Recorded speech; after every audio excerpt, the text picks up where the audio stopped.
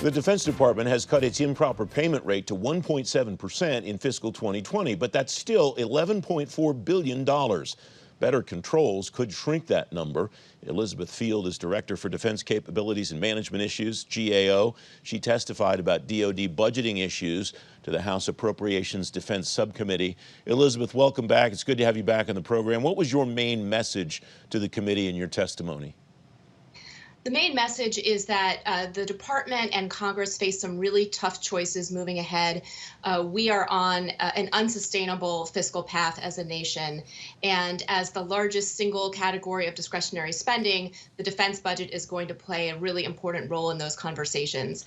And it is not our role at GAO to make some of those difficult choices about trade-offs and how to modernize, how to ensure readiness and balance those two things in terms of where investment should go. But we can and have made recommendations to the department about where it can better manage its defense spending so that as these difficult conversations are being held, both Congress and the department know that those funds are going to be used for their best use and best purpose. You have four main concepts here that you list as opportunities to achieve that. Normally, I'd tick off all four of them, but there's one in particular I want to focus on.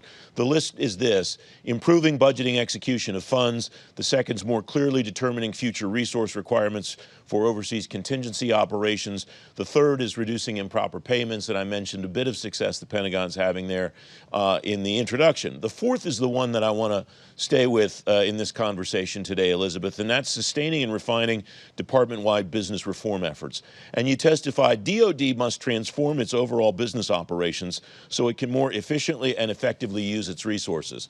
With all due respect to you and the wonderful work, distinguished work that you've done over the years, that's not news to anybody, and it strikes me that this is something the department's been trying to do for a long time. What level of success do you think they're having?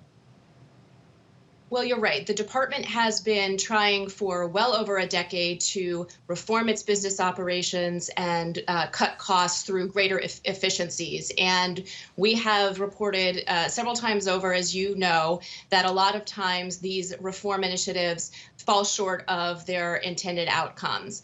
The department had a little bit of success last year. They identified about $37 billion in savings as a result of the zero-based review that Secretary Esper initiated.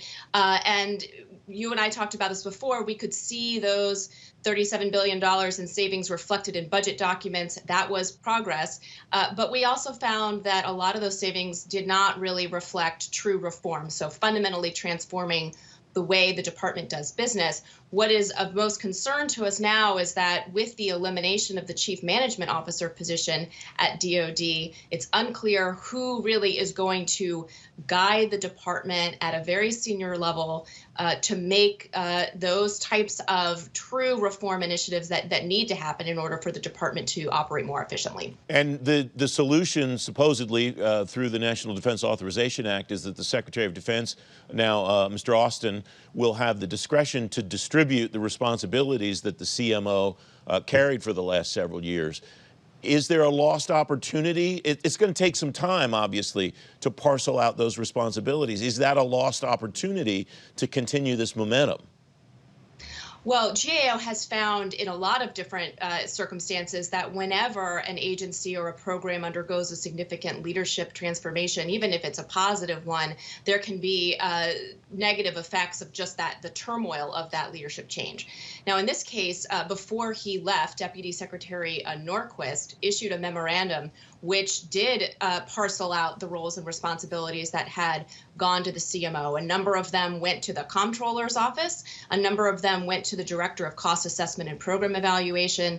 And that really raises a lot of questions about how these various offices that have assumed the responsibilities that used to be within one office, the CMO's office, will coordinate together, will really drive progress forward in the way that it needs to move forward. The point, if I recall correctly, and I'm not asking you to correct my memory, Elizabeth, but the point of putting all of those functions into one office was exactly that level of collaboration back in the 2017-2018 time period. You put in this testimony, DoD generally concurred with the recommendations that GAO has made on all of these issues and others, and is working toward implementing them. What's your assessment of how they're doing at implementing those recommendations?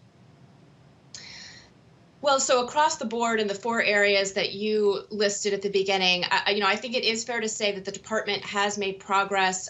For example, in the area of improper payments, we identified some problems related to how the department was tracking and addressing problems related to improper payments in its travel pay program. That said, there remain a number of open recommendations in all of these areas. For example, in improper payments, we have two open recommendations on what we call our priority recommendations letter, the recommendations that we think deserve the personal and urgent attention from the Secretary of Defense. In this case, to do a better job of recovering funds that have been lost due to improper payments. So the typical GAO adage, progress made, but more work remains. There's a lot more I'd like to cover on this, Elizabeth, but we're out of time. Thank you very much for joining me today. Thank you for having me.